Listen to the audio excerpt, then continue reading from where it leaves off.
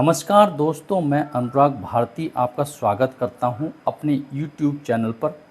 जैसा कि आप सभी जानते हैं कि मैं आपको अपने इस चैनल के माध्यम से समय समय पर साध्य और असाध्य रोगों की ज़रूरी और महत्वपूर्ण जानकारियां आपके समक्ष प्रस्तुत करता आया हूं।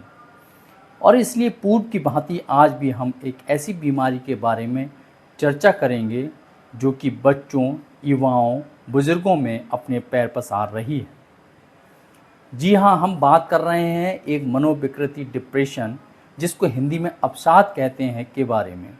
तो चलिए हम विस्तृत रूप से डिप्रेशन के बारे में आपसे अहम जानकारी साझा करते हैं।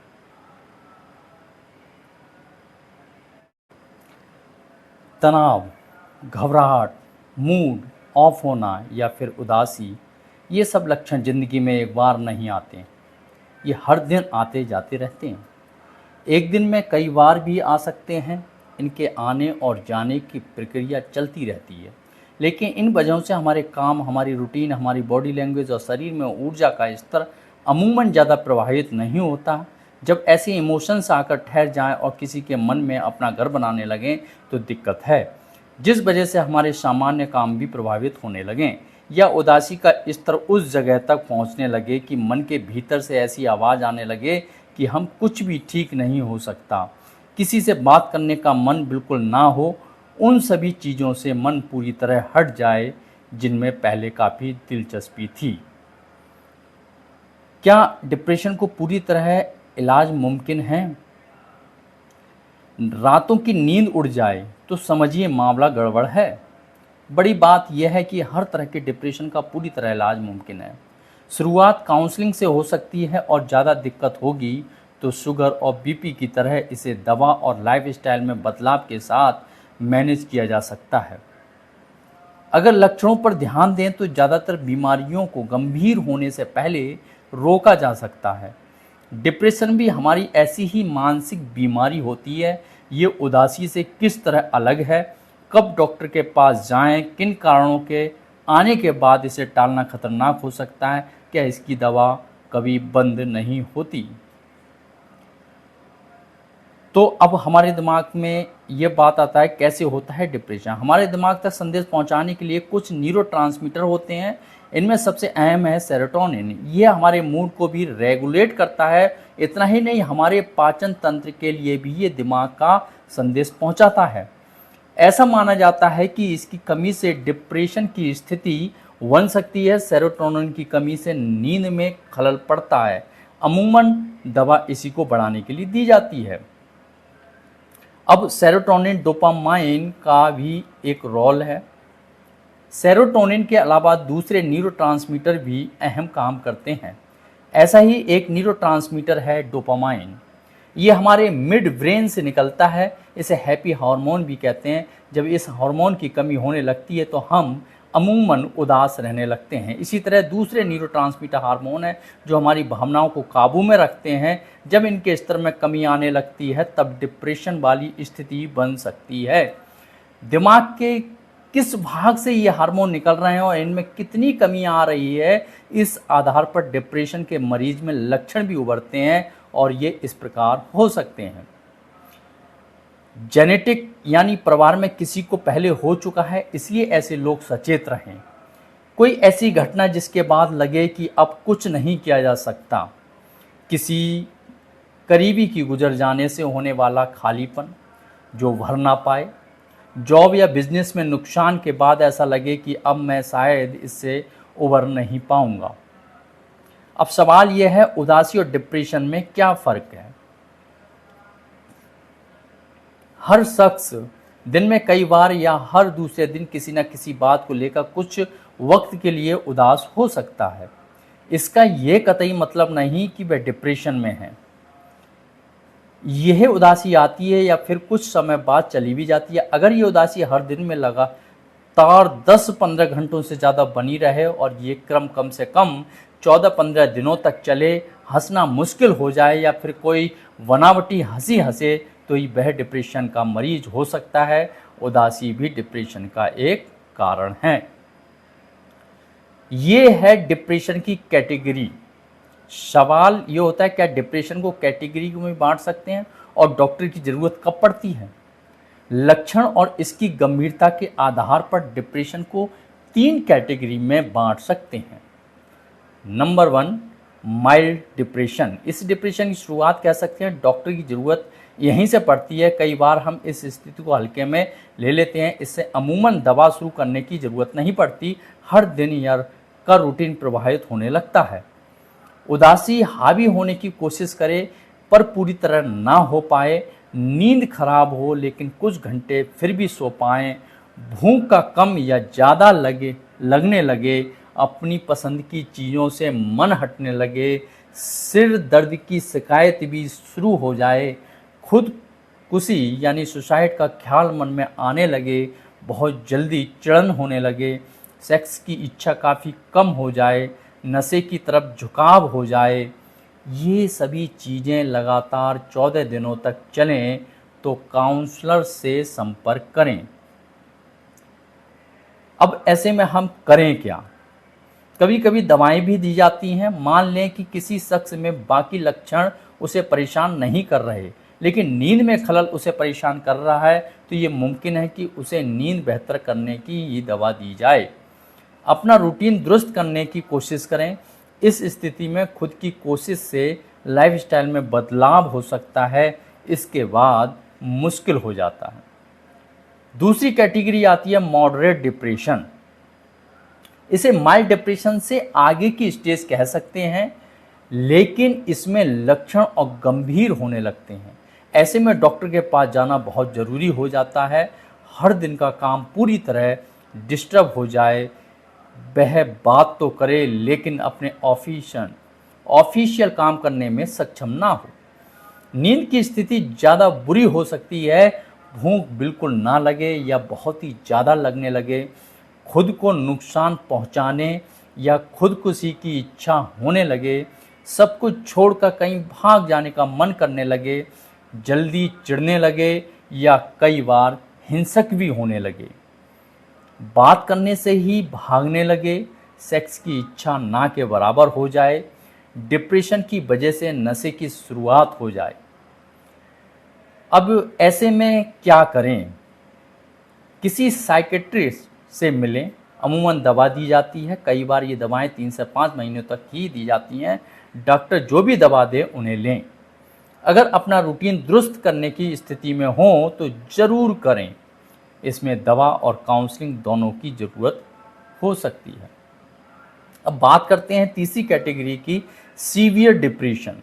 नाम से ही पता चल रहा है कि सीरियस डिप्रेशन में मरीज की स्थिति काफ़ी गंभीर हो जाती है, कुछ भी करना अच्छा नहीं लगे, अपने हर पसंदीदा काम से खुद को अलग करने लगें, प्रोफेशनल ज़िंदगी लगभग ख़त्म हो जाए, एनर्जी लेवल 0 पर पहुंच जाए, खाना खाए बिना रहने लगे, सेक्स की इच्छा खत्म हो जाए, खुद को नुकसान पहुंचाएं या खुदकुशी की कोशिश करने लगें, नशे की लत लग जाए, खुद को होपलेस, हेल्पलेस और वर्थलेस महसूस करें। ध्यान दें कि सभी डिप्रेशन की कैटेगरी में सभी डिप्रेशन के मरीजों में सारे लक्षण मौजूद होना जरूरी नहीं है। हाँ, इनमें से ज़्यादातर लक्षण हो सकते हैं। क्या करें? साइकेट्रिस्ट की हर बात मानें, कभी भी दवा को मिस ना करें, एक बार भी मिस ना करें। अगर किसी दवा को सुबह लेने के लिए कहा गया है और सुबह लेना भूल गए हैं, उसे दोपहर, शाम या यहाँ तक कि रात तक भी याद आए तो ले लें, क्योंकि जितनी देर तक दवा नहीं लेंगे बीमारी के लक्षण उभरने लगेंगे। अपनी मर्जी से कभी भी दवा बंद ना करें। अगर ऐसा लगे कि मरीज पूरी तरह ठीक हो गया है लेकिन डॉक्टर दवा दे रहा है तो दवा खाएं।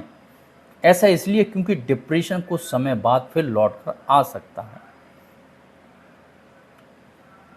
ईसीटी और आरटीएमएस जैसी थेरेपी कुछ लोगों को देनी पड़ती है। डिप्रेशन का असर शरीर के दूसरे अंगों पर भी पड़ता है, क्योंकि इसमें खान पान डिस्टर्ब हो जाता है, रूटीन पूरी तरह डिस्टर्ब हो जाता है, इसलिए हमारी इम्यूनिटी भी कम हो जाती है।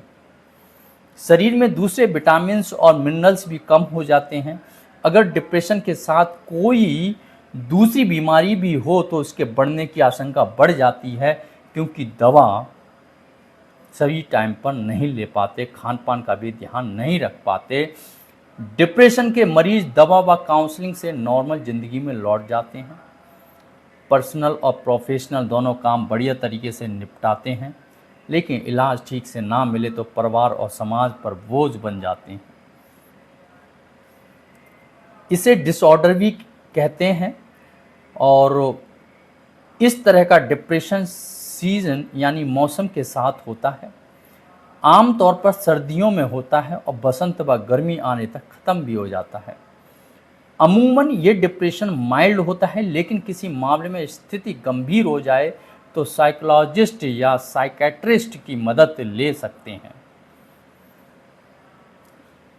एक है PMDD, pre menstrual dysphoric disorder. ये महिलाओं में होता है। इसके लक्षण पीरियड्स आने से पहले सप्ताह में दिखते हैं और पीरियड शुरू होने के बाद कुछ दिनों में ठीक हो जाते हैं। जो महिलाएं PMDD का अनुभव करती हैं वे अक्सर पूरी क्षमता से काम नहीं कर पाती। इसमें भी अमूमन की वही लक्षण दिखते हैं जो डिप्रेशन में दिखते हैं। चिड़चिड़ापन, गुस्सा, घबराहट, उदासी रहती है। कुछ महिलाओं के मन में खुदकुशी तक का विचार आ जाता है। वहीं मेनोपॉज के बाद में कई महिलाओं में डिप्रेशन के लक्षण देखे गए हैं। इस समय हार्मोनल तब्दीली आती है। ऐसे में महिलाएं ज़्यादा गुस्सा हो जाती हैं, उनमें कुछ खालीपन का एहसास होने लगता है। ऐसे में परिवार के दूसरे सदस्यों की ये जिम्मेदारी है कि उनका ख्याल रखें। आयुर्वेद में डिप्रेशन के लिए भी बहुत सारे उपाय दिए हैं, जैसे ब्राह्मी है, जटामांसी है, शंखपुष्पी, अश्वगंधा आदि का इस्तेमाल डिप्रेशन के इलाज में किया जाता है। इनसे दवाएं बनाई जाती हैं। अश्वधारिष्ट, सर्वाष्ट तैयार किया जाता है। वे हर्बल वाइन होते हैं। इनका उपयोग भी इलाज में किया जाता है। सुरधारा से भी फायदा होता है। इसमें तिल के तेल आदि में जटामांसी या दूसरी चीज़ें मिलाई जाती हैं। फिर सिर पर 45 मिनट के लिए धारा डाली जाती है। योग और मेडिटेशन से भी फायदा होता है। ये इलाज का अहम हिस्सा है। दवाओं की मात्रा क्या होगी, कब तक लेनी है, यह इस बात पर निर्भर करेगा कि लक्षण कैसे हैं, ये लक्षण किन वजहों से मरीज में आए हैं। एंडोजीनियस डिप्रेशन की बात करते हैं। जब डिप्रेशन की परेशानी शरीर के भीतरी कारण की वजह से, जैसे न्यूरोट्रांसमीटर सेरोटोनिन, डोपामीन आदि की कमी हो तो इलाज में दवा की ज़रूरत पड़ती है। ये दवा कितने दिनों तक खानी है, काफ़ी हद तक उसकी गंभीरता पर निर्भर करता है। नेक्स्ट है एक्सोजीनियस डिप्रेशन।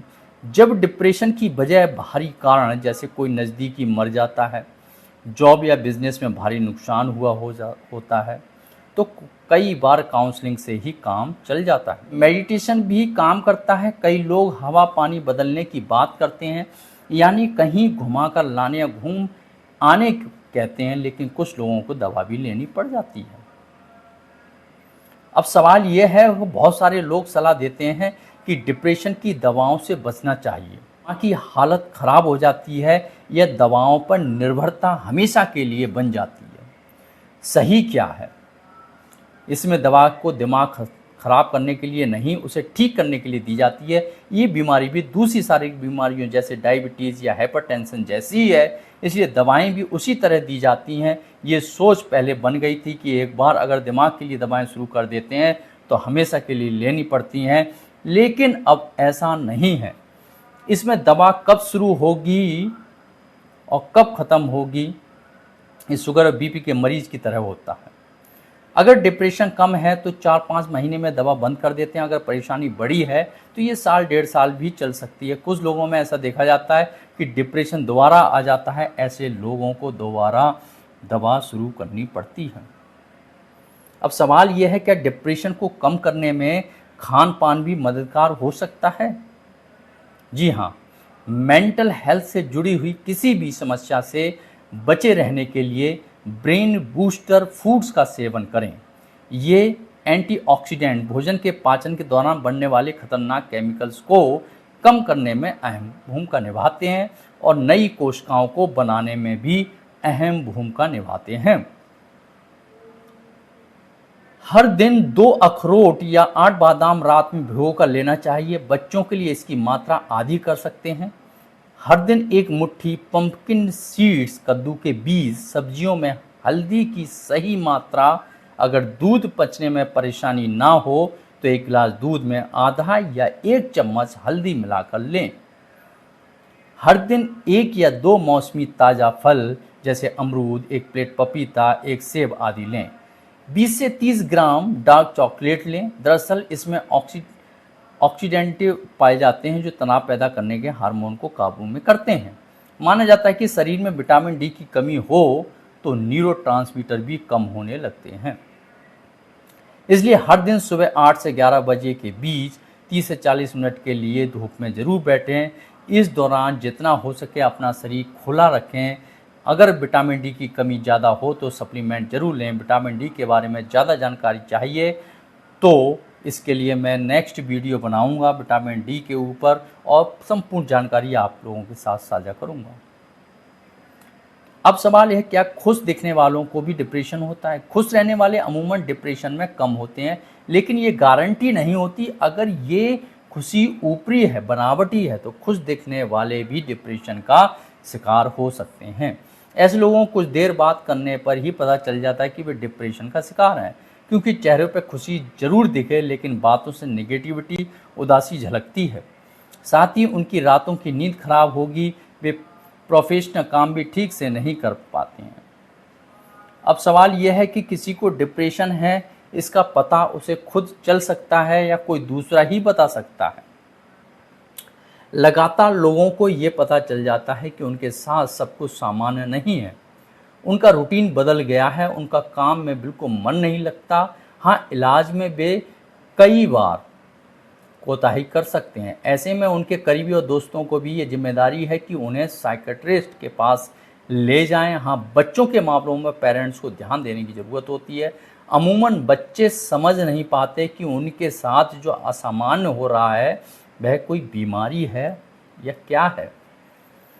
अब सवाल है, क्या बच्चे भी डिप्रेशन में जा सकते हैं? लक्षण क्या हैं? डिप्रेशन की परेशानी बच्चों में कम देखी जाती है, लेकिन ऐसे मामले होते हैं, खासकर ऐसे बच्चों में जिनके पेरेंट्स आपस में ज़्यादा लड़ते हैं। ये लड़ाई अगर हिंसक हो जाए तो स्थिति और बुरी हो सकती है। वहीं जिनके पेरेंट्स अलग अलग रहते हैं, उन बच्चों में भी ऐसे मामले देखे जा सकते हैं।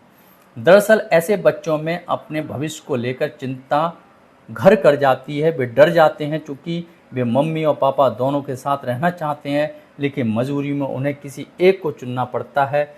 यह उनके मन का चोट करता है। अब बच्चों में लक्षण क्या होते हैं? पढ़ाई में मन बिल्कुल नहीं लगे, अपने दोस्तों और भाई या बहन से बिना मतलब लड़ाई करे, बहुत ज़्यादा उदास हो, उस खेल से भी मुंह मोड़ ले जो बहुत पसंद था, स्कूल नहीं जाने के बहाने खोजे, अक्सर अकेले में उदास बैठे रहे या रोते रहे, हमेशा कुछ सोचते रहे। अब सवाल यह है, किसी उम्र में डिप्रेशन की परेशानी ज़्यादा देखी जाती है? जी हाँ, 60 साल यानी रिटायरमेंट के बाद डिप्रेशन की परेशानी ज़्यादा देखी जाती है। पुरुषों की तुलना में महिलाओं में ज़्यादा होती है। उन्हें समाज और परिवार में हर दिन उन्हें अपनी ज़िंदगी में इतने समझौते करने पड़ते हैं, कई बार तन्हाई घेर लेती है। अब सवाल ये है, क्या हर टेंशन डिप्रेशन में बदल सकती है? ऐसा बिल्कुल भी नहीं है। टेंशन या स्ट्रेस या घबराहट सभी को होती है, लेकिन कुछ ही लोगों को डिप्रेशन होता है। हाँ, ये ज़रूर है कि डिप्रेशन में स्ट्रेस की भूमिका होती है, लेकिन दूसरे कारण भी जिम्मेदार होते हैं। अब सवाल यह है, अगर कोई डिप्रेशन का मरीज है और हिंसक हो जाए तो क्या करना चाहिए? तो इसके लिए जितनी जल्दी हो सके उसे साइकियाट्रिस्ट के पास ले जाना चाहिए। एक तरह से ये पैनिक अटैक होता है, उसके साथ मारपीट ना करें और ना ही उकसाने वाली बातें, जैसे इसने मेरा जीना मुश्किल कर दिया है, ये मेंटल है, पागल है आदि। इससे उसकी हिंसात्मक प्रवृत्ति बढ़ सकती है या वह खुद का ही नुकसान कर सकता है। बात करते हैं आगे, क्या ज़्यादा नशा करने वालों को डिप्रेशन होने का चांस ज़्यादा होता है? ऐसा ज़रूर होता है। अल्कोहल या दूसरी नशा की चीज़ों का सेवन करने से ये हमारे न्यूरोट्रांसमीटर की कार्यशैली को प्रभावित करते हैं, इसलिए नशा करने वाले लोग डिप्रेशन का शिकार हो जाते हैं। वहीं कुछ लोग डिप्रेशन का मरीज बनने के बाद नशे की लत लगा बैठते हैं। तो ये सब डिप्रेशन की बात है। डिप्रेशन के बारे में तो मेरा मानना है मैं अनुराग भारती कि ये डिप्रेशन जैसी बीमारियों से दूर रहें, अपना ख्याल रखें। ऐसी ही बहुत सारी जानकारी मैं आपके समक्ष लाता रहूँगा और आपको अवगत कराता रहूँगा, आपको अवेयर कराता रहूँगा। इसलिए आप लोगों का बहुत बहुत धन्यवाद। अगर इन्फॉर्मेशन ठीक लगे तो मेरा प्रोत्साहन बढ़ाएं, लाइक करें, सब्सक्राइब करें और कमेंट करें। धन्यवाद।